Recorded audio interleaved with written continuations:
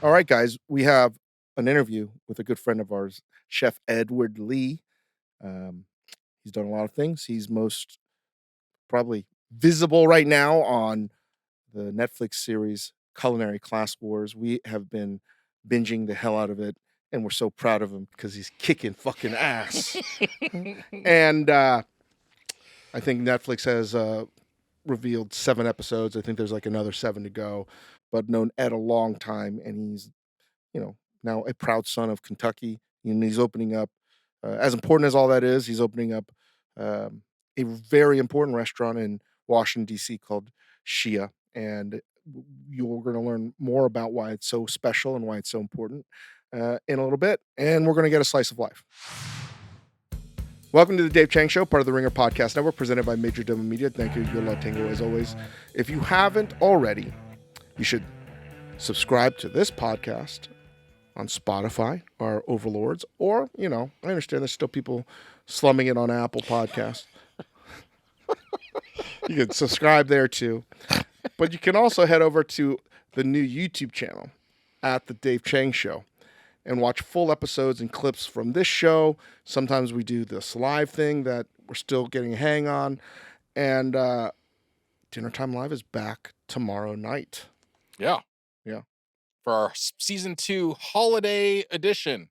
Woohoo! And I'm not very excited about it, to be honest. It's going to be a great show, but I'm not excited because we're dealing with pumpkin spice. I mean, that's how powerful the algorithm is. The Netflix algorithm is so fucking powerful. And that it's clearly my boss is getting me to cook with something that I have never worked with in my life. I hate with the white hot heat. I don't like pumpkin spice lattes. I don't fucking understand it. I hate pumpkin pie. And now I have to make several dishes with it. That's how powerful the algorithm is. I have to do things against my will. It's going to be great. It's going to be great. Tune in. Watch me have a meltdown. 4 p.m. Pacific Standard Time only on Netflix. To watch a man torture himself. And we're going to do an interview with Chef Ed Lee in a second. But before that, a little segment we haven't done in quite some time. Slice of Life. Mm-hmm. Where we talk about the neuroses, the idiosyncratic behavior, etc. Unbelievable minutia of everyday life. Yes. And somehow we're going to tie this in with Culinary Class Wars. I think we're going to make it happen. So this is something that has never happened to me, but I've heard this and witnessed my friends tell me these kinds of stories, not specifically this one, but what happens when your kids start to go to school, you basically make a whole new group of friends that I don't want. Meaning the parents of your parents of kids' friends. My kids' friends, classmates. And like I have no choice but to make the circle that I've been trying to whittle down smaller. Now it's just enormous again. So we're at Hugo's friend's classmate's birthday over the weekend. And there was slice of life. There was literally a slice. There's pizza from Triple Bean Pizza. Delicious. I believe Nancy Silverton is still involved with that. At least started it, yeah. Matt, I think, is still the chef. He used to be the chef at Mozza. Anyway, we show up. There's kids running around. And I know a couple people there. I see somebody across sort of the lawn, and I'm looking to myself. I'm like, oh my God. It's sort of a well-known person, and I don't know what a name drop, but I haven't seen them since before the pandemic. And before, I'd probably see this person 2 or 3 times a year. Love this guy. And I was like, oh my God. It's Dick And Cheney. I just found out that, yes. Listen. I'm sorry, it's not Dick Cheney. I do love Dick Cheney. It's not Dick Cheney. I call him Richard.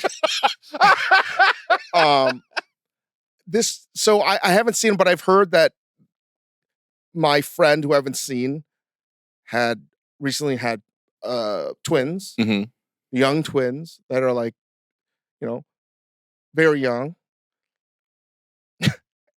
And this person that I'm looking across the distance, like 100 feet away, wearing the same kind of clothes as my friend, looks fucking exactly like my friend. And I don't care. I even had to ask another person, does that person look like this person? Because they're sort of a well-known figure. And he's like, yeah, I think you're right. I'm like, wow, that's so crazy. That's so crazy. I can't believe that They're just here at they're this just here. children's birthday party. Yeah, I didn't know that maybe the sibling of Hugo's friend. And I finish the conversation I'm in, and then I walk up to him, and he's got one of his kids in his arms. And when I get closer, it's usually sometimes when you get closer, you're like, no, that's not the person, right? When you think you are in that moment, you're like, oh, that looks vaguely, maybe it is. Let me get close to see. Here's the problem. The closer I got, the more I was like, oh, it's definitely this fucking person. Okay? Definitely this fucking person. There's not a doubt in my mind. And I'm like, yo, what's up, man? Can't believe it's been like so long. And he looks at me a little bit perplexed, like, of course now, retrospect, he's got to say, like, yeah.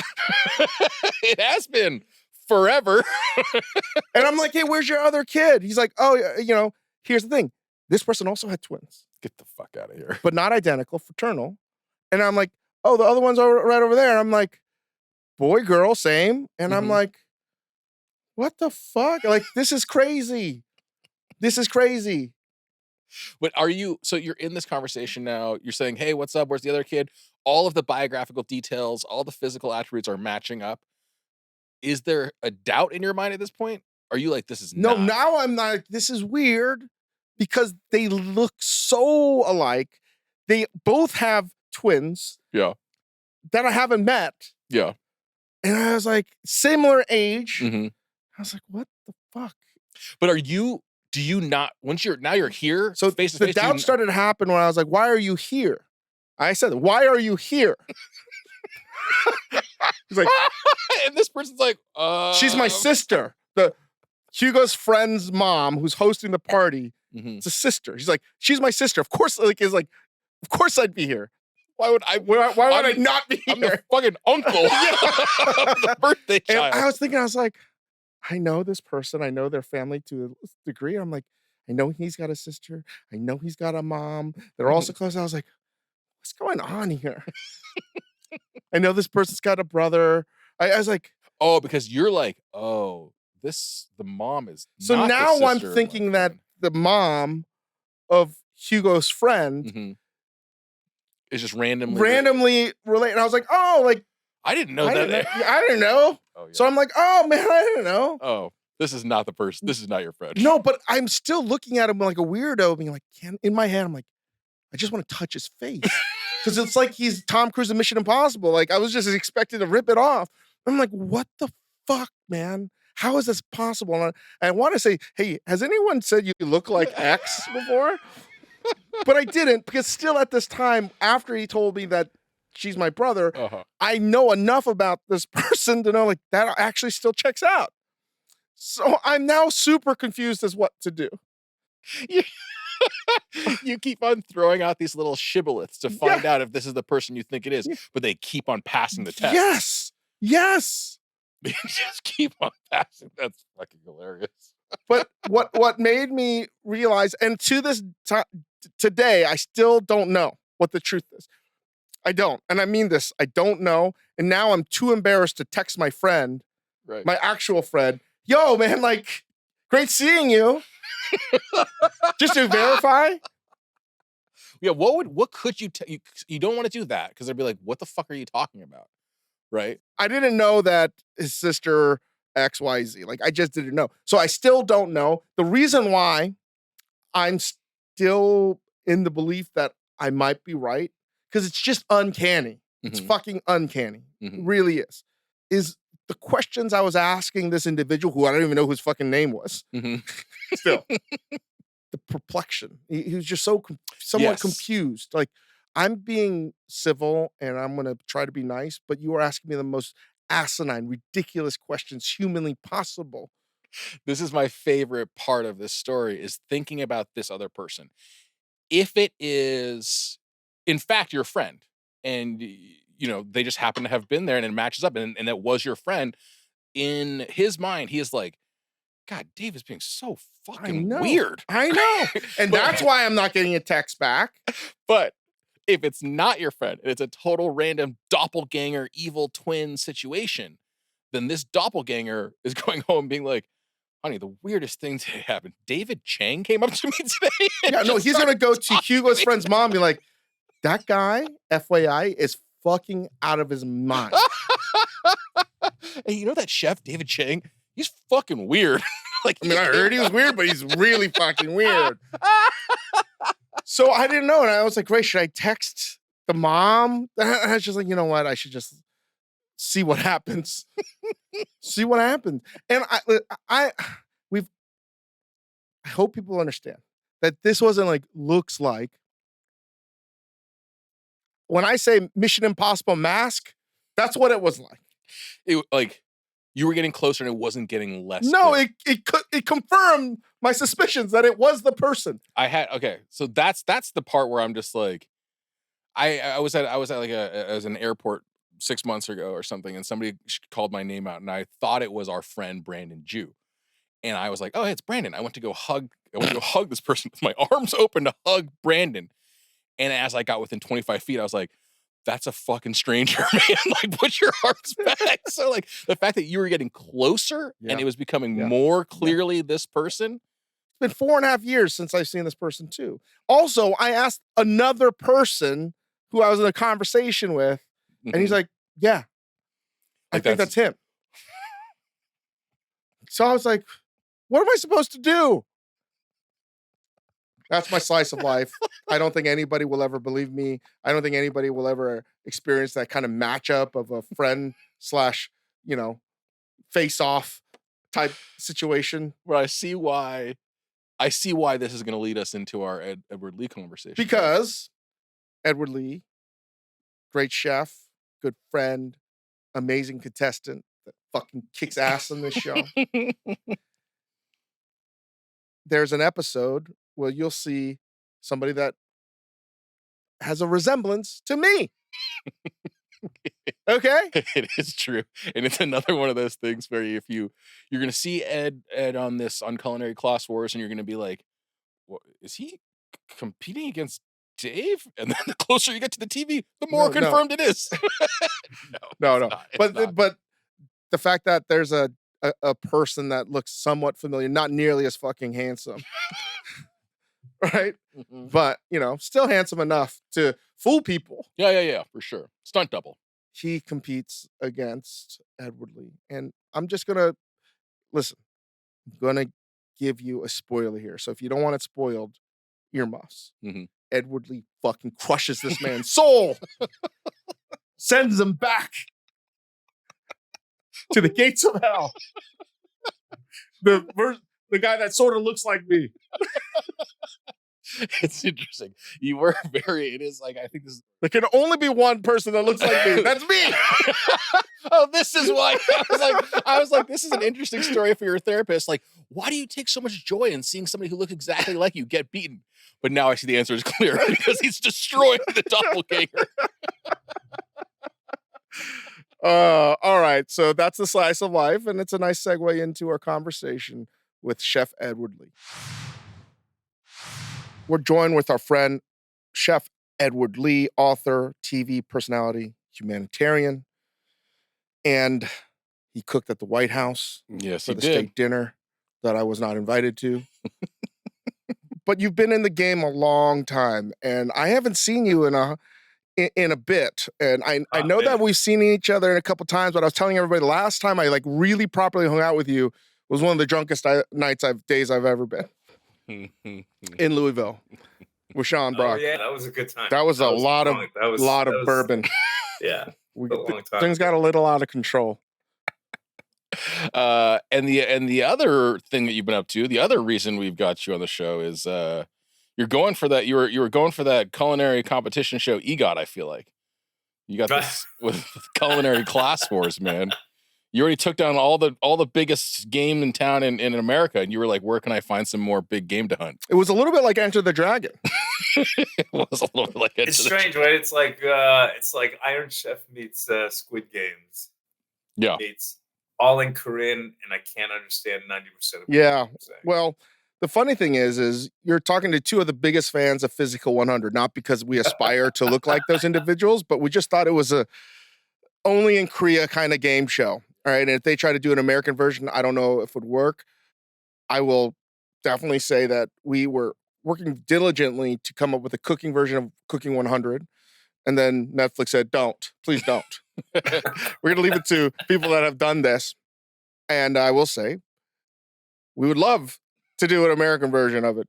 But you are starring in Culinary Class Wars, which is basically, for those that haven't even seen Physical 100, you're getting a lot of chefs, some of the very, very best in Korea, and clearly Ed from America. And it seems like some of the Korean chefs were trained in America as well.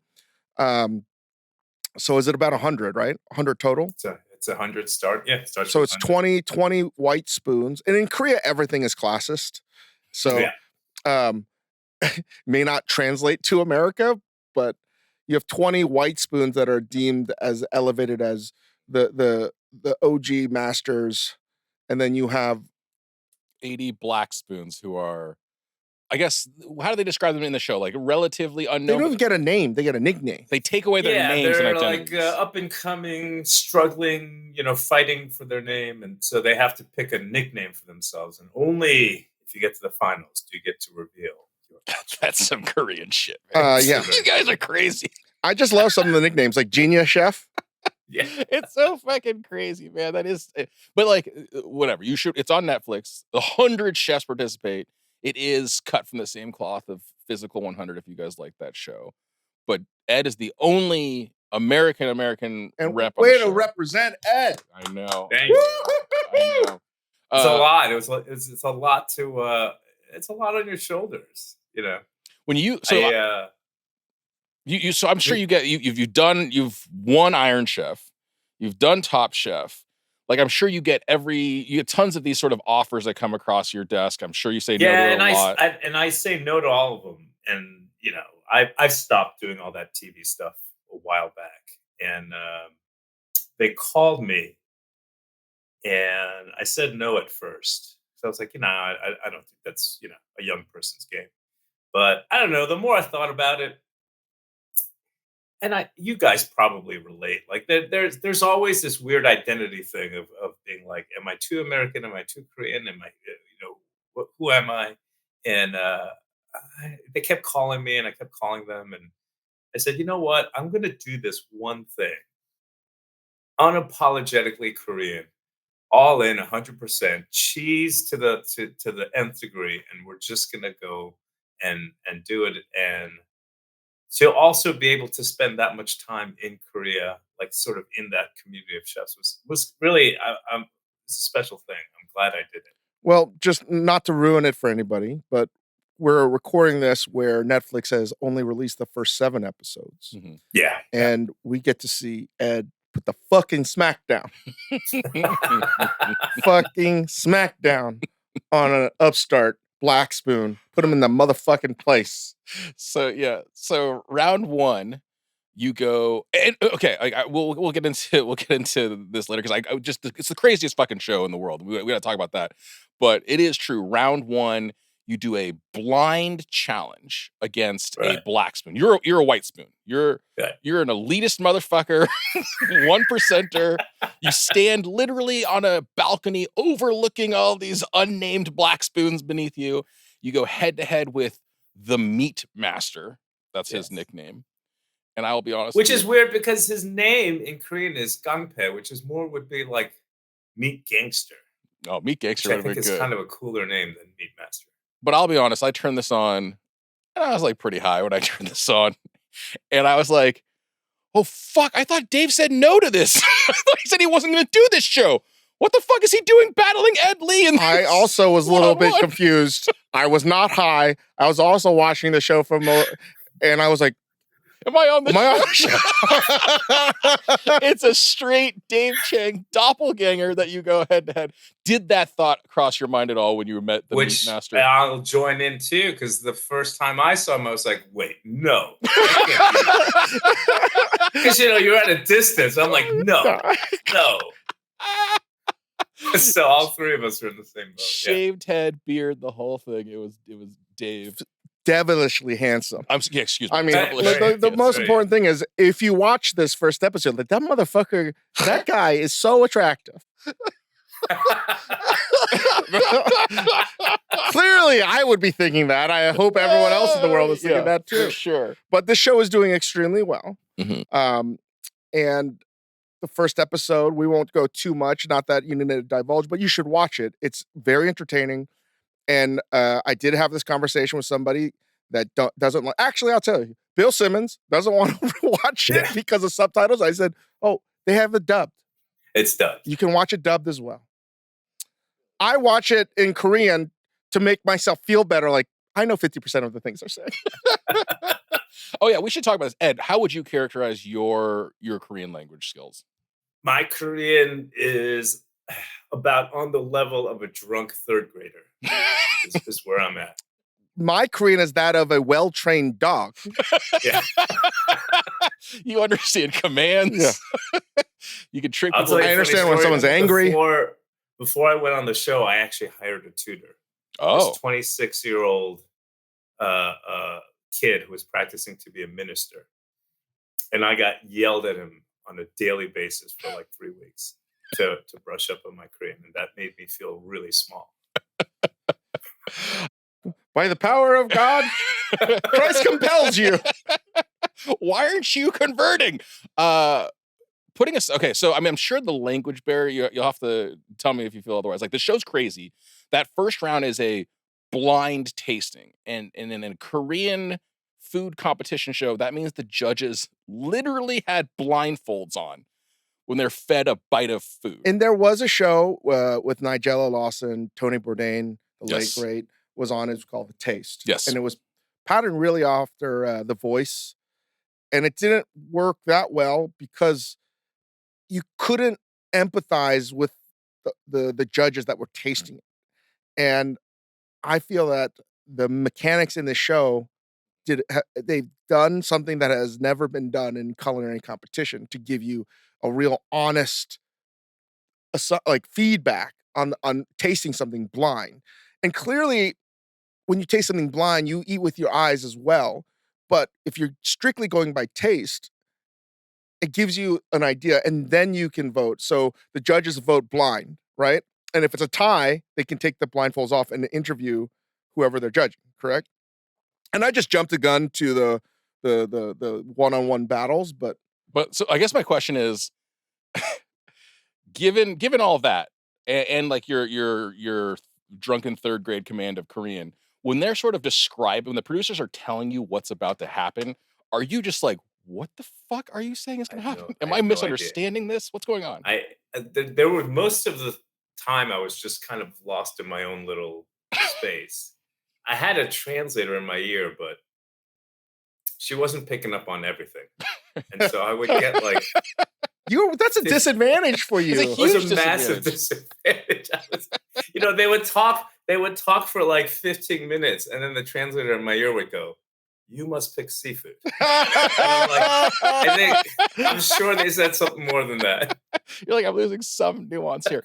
When you're doing your interviews or you're talking to people generally, like give us a sense on your personal level, like what's going through your head when you're like, I'm going to speak Korean now. I'm going to do my best to speak Korean. I'm going to speak English. Like, what are you thinking? I mean, I didn't want to, I don't know. I mean, part of this was my own weird journey going back to finding some roots in Korea, so while I was doing the show at the same time, I really wanted to learn Korean and kind of respect the culture and feel something about it that, being raised and living in America, you just don't have access to. So I really tried to, as much as possible, speak Korean, even though it was horrible. Your Korean was very good. Oh, it's all right. It was very good. I gotta say, I think the prayers of the up-and-coming minister worked because I was clearly on every vowel and every utterance of Korean from your mouth. I was judging the fuck out of you. And I was like, I couldn't do that. Good job. I'll be honest with you. I was more scared to speak Korean on camera than to cook. Oh yeah. Like that was the thing that made me nervous. So Can I? I'll Can tell you I? a funny story. Yeah, yeah. We go there, and there's a white guy on the show. He's an Australian chef, but he's got a restaurant in Seoul. Really nice guy. And I'm in the green room with him, and he's the only one there. I'm like, oh, finally, I'm going to speak better Korean than this guy. So we're speaking and speaking. Well, he didn't tell me that he's married to a Korean girl, and he's been living in Seoul for like 15 years. And so we're talking, and this Korean guy walks into the room, and his Korean is perfect. Yeah. I mean, like down to the inflection. And I'm like, I'm so angry right now that they would just sandbag you like that. That's fucked up. I was gonna say I don't think that's even wrong. I think Dave's right. I think that guy is cast specifically to make you look bad. Like when I was doing Korean school in Korea, and I was in the class with all the white people that were trying to learn the language, and I was like, that makes you feel so bad that your Korean is less than people that are learning it as like a third language, fourth language. Yeah. I'm so mad for you, Edley. Fuck that Aussie dude. Never, tall poppy syndrome motherfucker. Should never leave Australia. What was on like the production level, like being in a Korean game show, which they're taking over, right? This is the thing. Yeah. This is the template for the future. What is it? How different is it when it comes down to like you've cooked in Kitchen Stadium, Iron Chef, you've cooked in this, like how different is it on that production? I mean, level? production's production, I think, at the end of the day. But it's a massive set. It's the largest set I've ever seen. And it's just like most things Korean, there's just 1,000 people running around. They're just like everywhere you turn, there's just like PAs just running everywhere. And I'm like, it was an army of people behind the scenes. But they did a great job. I mean, they like so efficient. Like we just changed from one set to another. Next thing you know, the whole set's different. Part of it for me, we filmed in chunks, so it wasn't like everything was filmed in from start to finish. So I had to fly back to America a couple of times during the whole thing. I gotta say, most of the time I'm jet lagged. It's like 4 or 5 in the morning for me when we're actually starting to cook. So another disadvantage, honestly. This is not fair for Ed Lee. I agree. If you're an American listening to this, you should be outraged. Fucking outraged that they're America's treating finest our citizen like this. Well, because I would get there, you have a day to acclimate, but whatever, you don't acclimate in a day. Takes 2 weeks. Some guy would guy would drive. It'd be like a 9 a.m. call time or 7 a.m. call time. Some guy would drive up from wherever, Korea. Like, oh, I just drove 2 hours. I'm tired. I'm like, I just fucking flew 22 hours. I'm fucking exhausted. It's not right, Ed. So it puts his performance even now. It's now more impressive. It is more impressive. Jet lagged, language barrier, not getting the information. Ed said this is like. If I recall, I think that white guy didn't make it.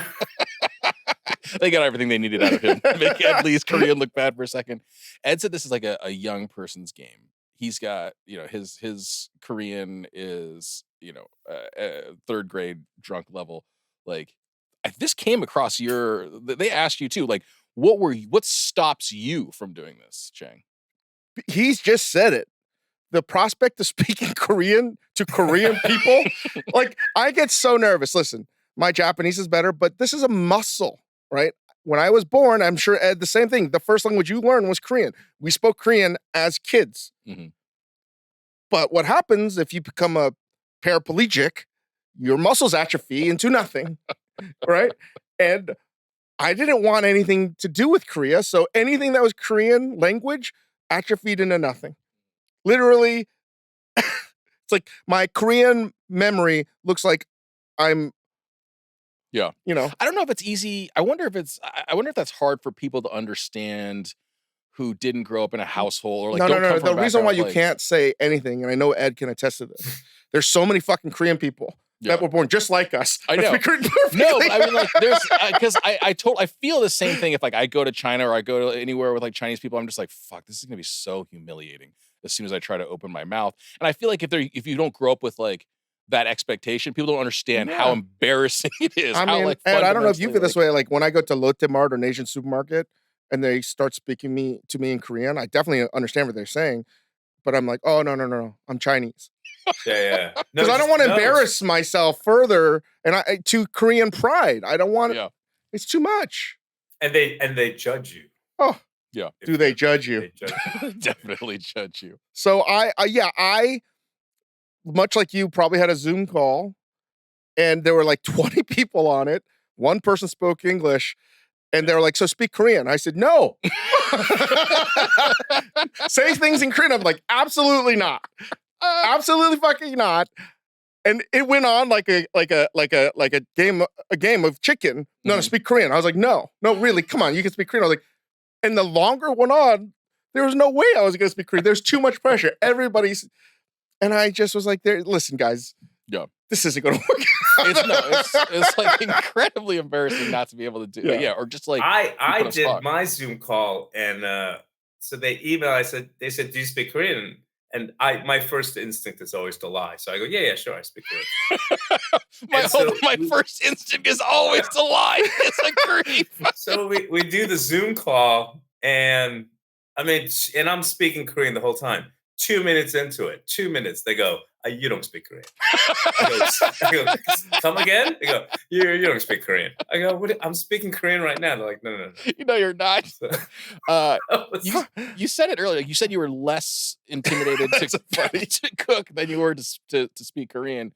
Like, what did you, in the dishes you're making, you're also doing a lot of like sort of collaborative cooking with in teams. Yeah. Like, did you feel like you were adjusting your cooking to the audience? Yeah, I again one thing that again my little Korean journey that I'm on. I don't know. I made a decision on the plane ride over there that I wasn't going to cook anything that I have done in the past 25, 30 years of cooking. That I really, because I don't really cook Korean food. I mean, we just opened a Korean restaurant just recently where I've been kind of rediscovering a lot of this.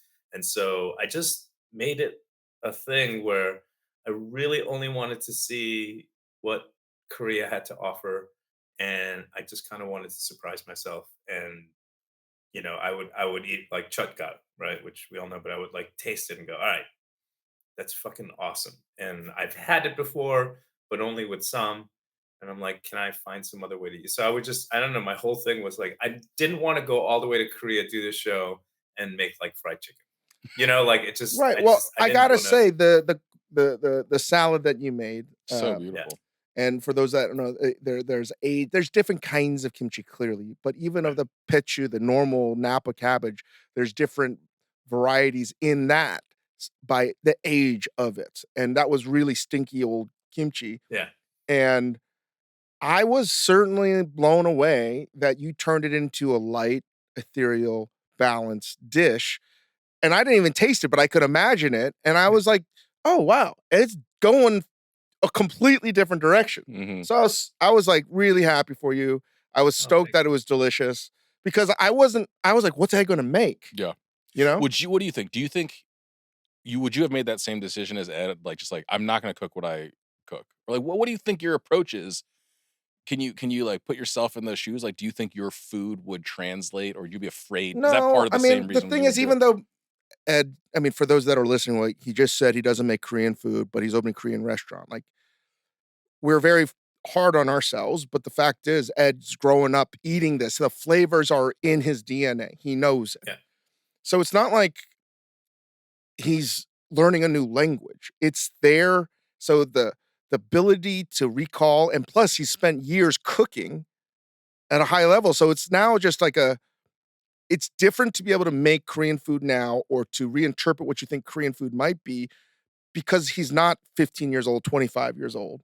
And he has all of this wealth of experience, but the flavors have never left him. But the expertise and the knowledge to be able to extract flavors and, put different combinations of foods together is clearly evident. And I think that's what separates Ed from all the other guys. Mhm. The guys that can't speak fucking English.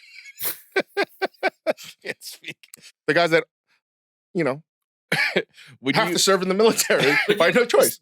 there's also this thing too, and I do this culturally here. Like, if you are Korean and you have only eaten Korean food and you've sort of been systematized into the canon of Korean food, like when you see something like gochujang or doenjang, your brain automatically goes to one thing, and sometimes you get stuck in there. And I don't know. Sometimes it takes like an outsider to look at an ingredient.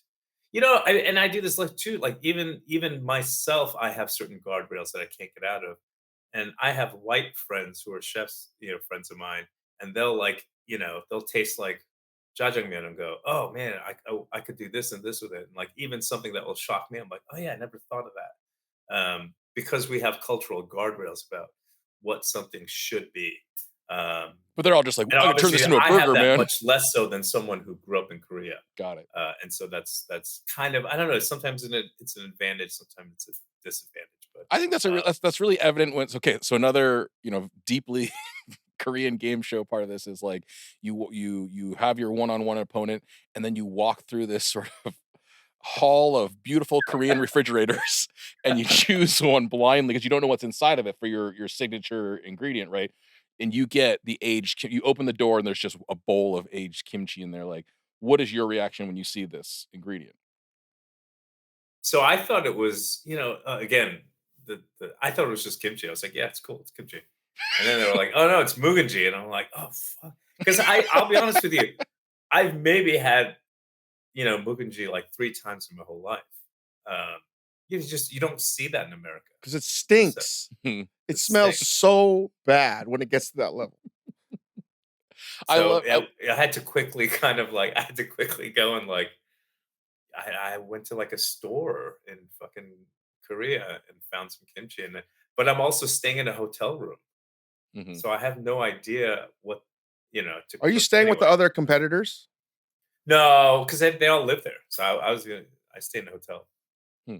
Again, more home advantage for these contestants. I know they I can mean, practice, they can do shit. They have So restaurants I turned nearby. it's I have a it's pretty funny. I turned my hotel room into like a little staging kitchen.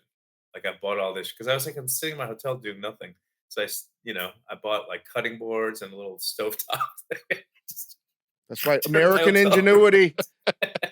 Something that so Dave always, I mean, we've made a lot of culinary TV. Dave has participated in a lot Yeah, of the sort of competition television stuff, and you know the competition is all real in America. Obviously, there's compliance yeah. officers that make sure that it's real, but there is, how do I say this? Like there's a fakeness to a lot of it, especially when it comes to like the portrayal of how good that was or Sure. how the quality of the food was. You've seen it all now on both sides of the ocean here. Like, give us a sense of the sort of quality of cooking that you're seeing culinary stuff on this show. No, I think in some ways Koreans are like, I don't know, more honest or more like really follow the rules. Um, and so I think a lot of it was authentically just brilliant cooking. And I think it says a lot to the level of cooking that's going on in Korea right now. Mhm. Everything from the high end to the sort of mom and pop stores. It's just amazing stuff. Um, I'll tell you one little funny story. They didn't want you to take pictures while we were there in the studio, so they just put stickers over our cell phone cameras. You know, Mhm. but this is just goes to show how honest and Koreans are. So I'm sitting there and I turn to the guy next to me. I go, "You can just take your sticker, just take the sticker off and take a picture if you want to." Uh-huh. And he looked at me with this look of absolute disgust. I just turned to him and go, "Why would you do that? They asked us not to. Like, why would you even think that?" And it just and I felt like that little microcosmic story like was kind of the whole production and the whole set. Like Mhm. everyone was like, "These are the rules. This is how we do it. We're gonna follow it." And again, thousands of people running this thing. Um, and they made a I don't know. It's interesting to see it now because obviously when you're in it, you don't see the production value. Well, Ed, if just this like was Squid Game and I was the guy controlling everything, I would shoot that guy dead. exactly. You take your sticker off the camera and you're done. Yeah, no, it's like Shot to the head. this is entrepreneur. This is guy thinking outside the box. You Right?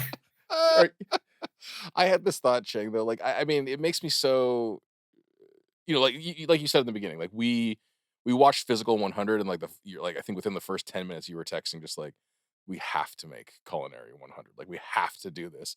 But there's like, part of little me did thinks like, they know when they were making Physical 100. They're like, we're making Cooking yeah, 100. just like they're already doing this. I mean, it's just, I mean, part of me is like, should we just go to Korea and make a show first, and then Yeah. just try to? Well, no, we can't because I can't speak Korean. That's right. And the minister's now, he's not going to work with me. Can I ask, when you're plating the dishes, and this has always been my gripe for food competition shows. It's also the reason why I just don't want to be a judge, because the honesty never comes out. When I say a dish is terrible, it always gets stitched together. That's a good dish. um, but as a judge, people may not understand. It's logistically almost impossible to eat a dish hot, like a hot dish hot.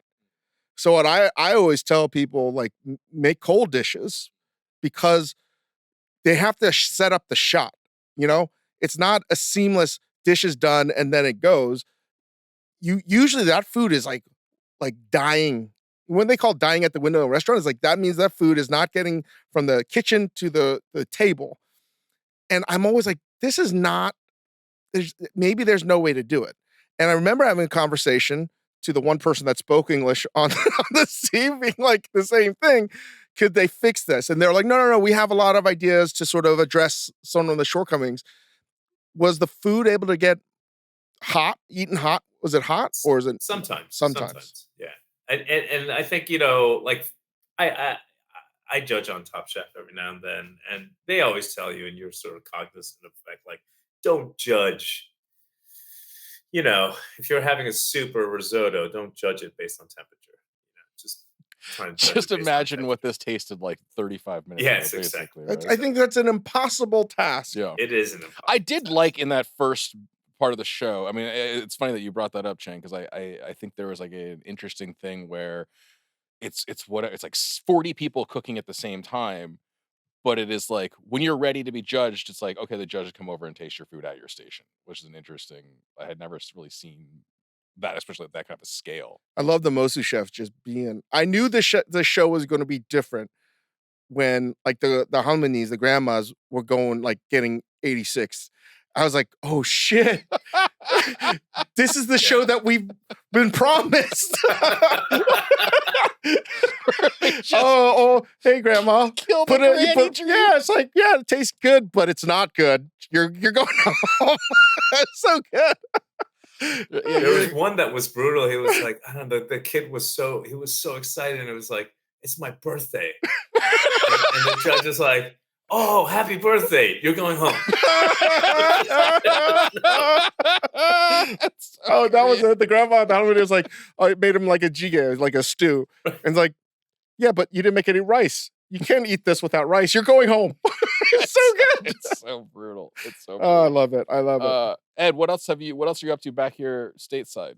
I'm actually getting ready to open a nonprofit restaurant in Washington, D.C.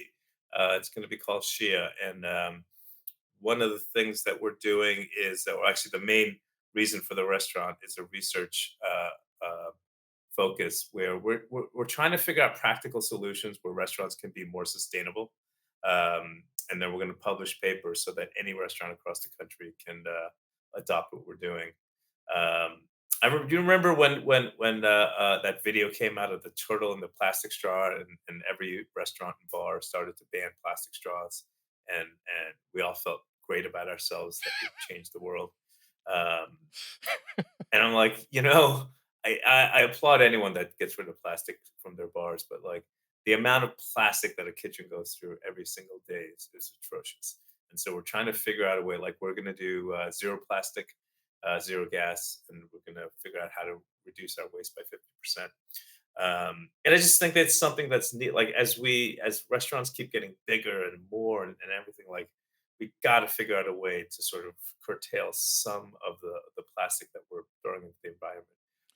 So that's our project that Huh. we're launching. So, in other words, it's a test ground restaurant.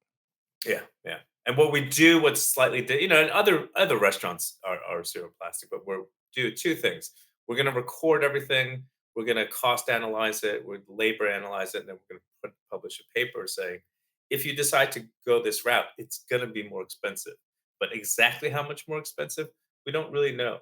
But this way, now we'll have real data from a real restaurant, and we'll be able to tell you, hey, listen, is it an extra 4% of your annual revenue that you're going to have to put into this? If that makes you sleep better at night, are you willing to do it? Or like we thought of generation ago when organic carrots and organic vegetables came into this world, right? A lot of the gripe was, why would I pay double for a carrot? It doesn't make sense. But what they didn't realize was, well, no, if you go organic and you advertise it on the menu, will there be a set of people that are willing to pay higher prices to eat at your restaurant? And that turned out to be true. And I think, given everything that's equal, would you choose to eat at a restaurant that advertised zero plastic in this day and age versus, for all things being equal, would you pay a little bit extra to go to a restaurant that was zero plastic? And I think people would. Well, I think it's extremely difficult to tackle this subject, something that needs to be done. Chris clearly has his own organization, not for profit for carbon footprint.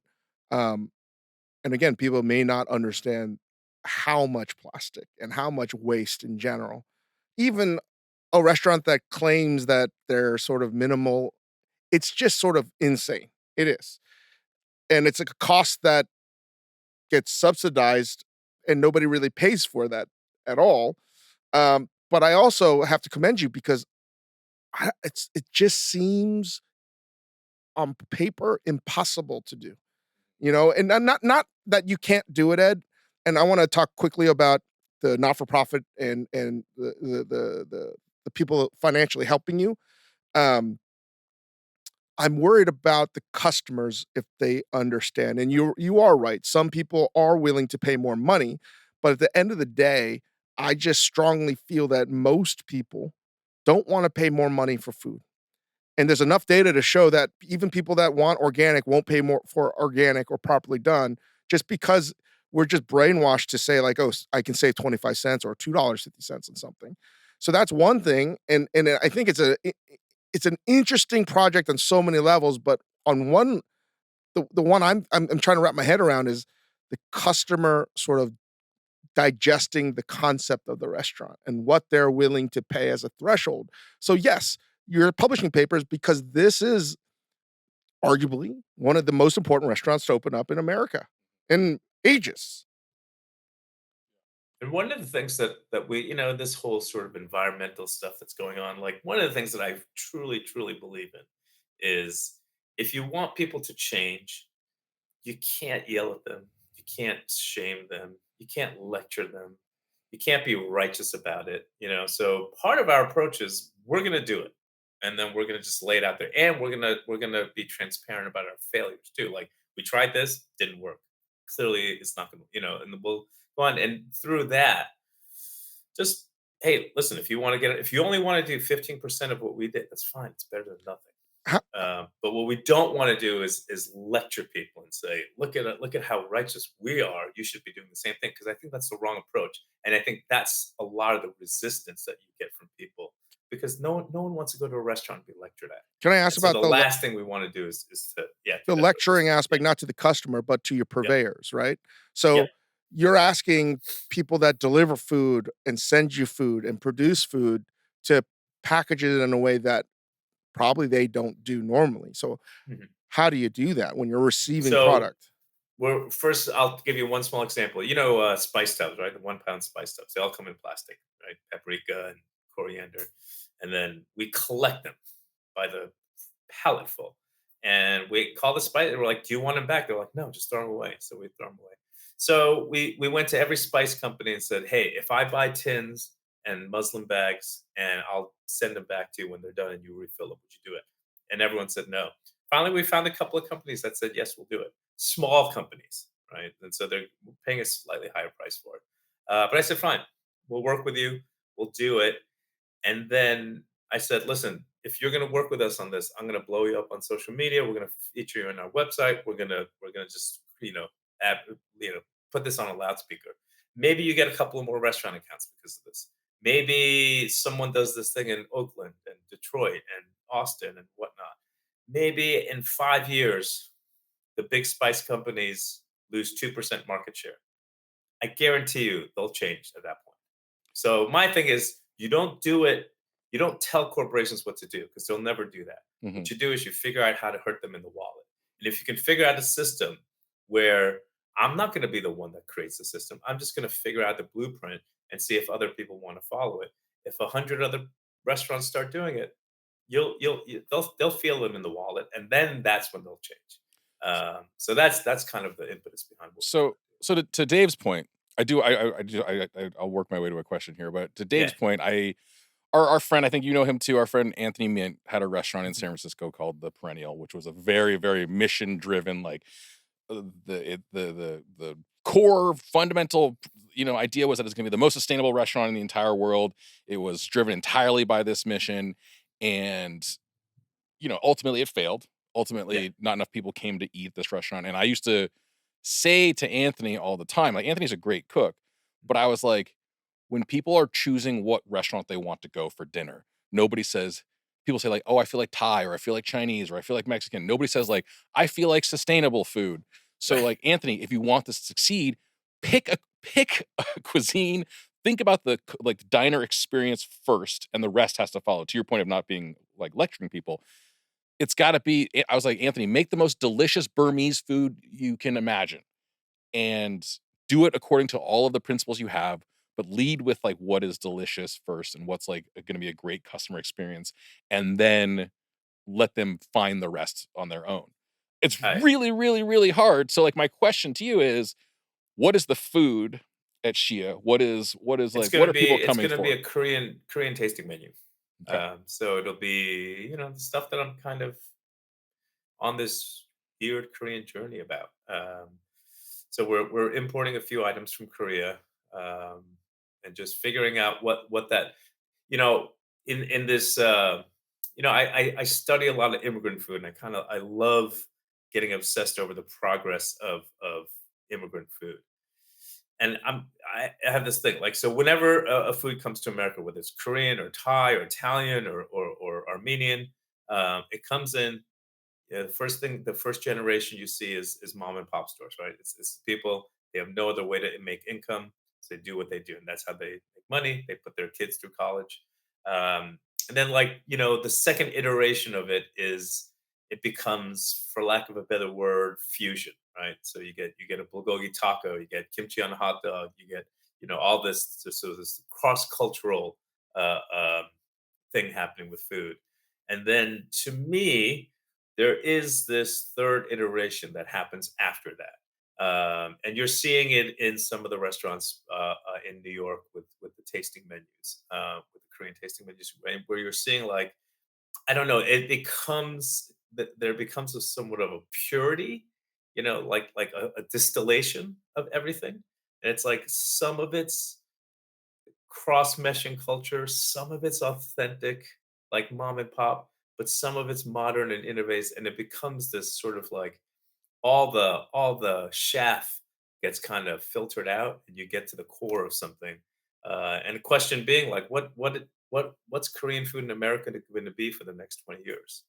Like, is it bulgogi tacos, or is there another thing after that, which is more pure to Korean, but it's not your grandma's, naengmyeon and kalbi. So I don't know. That's the question in my head. So we're doing Mm, that as the cuisine. Um, and yeah, of course, I agree with you 100%. Like, I want people to come just because the food's good. mhm. But A that sauce. byproduct is, if you come and you want, like, we will tell you all about our mission, but only if you ask. Like, we're Mm. not here to shove it in your face and shove it down your throat.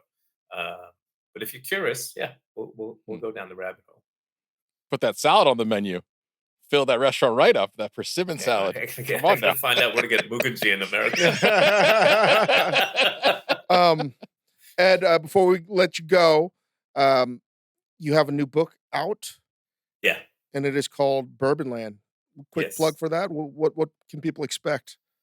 It's kind of, for those of you that don't know me, I'm a Korean kid from New York, but I've lived 20 years in Louisville, Kentucky, and I've been drinking, cooking, and doing everything with bourbon for the past 20 years, and so it's kind of it's everything about it's just my opinionated take on bourbon, and it's all recipes made with bourbon. There's a lot of bourbon cookbooks out there, but it's all like, you know, Joe's barbecue, add some Jack Daniels and, fry up your ribs. Or it's like, bourbon dessert chocolate. Hey, Ed, let's just call a spade here. They all suck. Okay. If you have that bourbon cookbook that Ed's talking about, these are books you can burn. Oh my God. Oh my God. I joke, but not really. No. Burn your I just wanted to show that bourbon is an ingredient. It's diverse. You can listen. I put bourbon in Asian food. It's fantastic.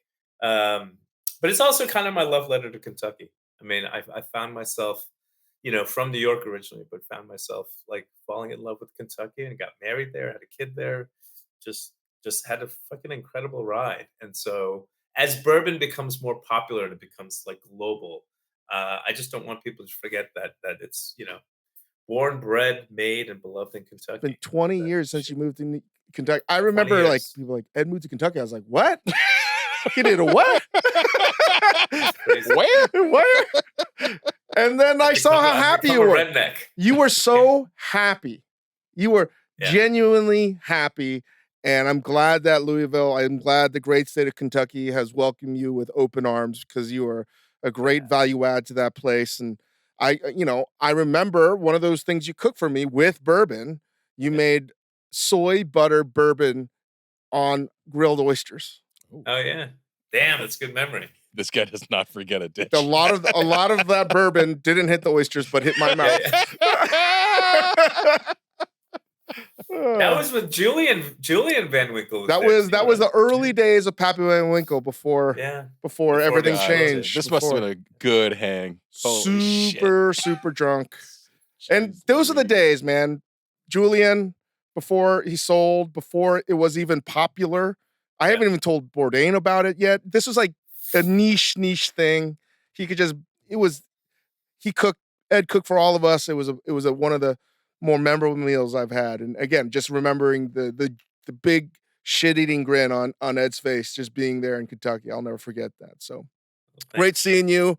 You guys should all watch Culinary Class Wars and watch Ed at a disadvantage with jet lag, not having any home, to help him out. Defying the odds. Fucking smoking people. Okay? If you want to see literally somebody rising like a phoenix from the ashes of all those burned bourbon cookbooks. Yeah. Thanks, Ed. Thank you, guys. All right. Great time talking with Ed. Go watch Culinary Class Wars. Go buy his book, Bourbon Land. And you have a choice to do something with those other bourbon books. Right now it's a choice. Soon you have a choice. If you were paying attention to the podcast, you know what I was talking about. Subscribe to this podcast. Subscribe to our Major Domo Media YouTube channel, or at the Dave Chang Show on YouTube, and watch Dinner Time Live on Netflix, 4 p.m. Pacific Standard Time. We have Pumpkin Spice. As much as I hate it,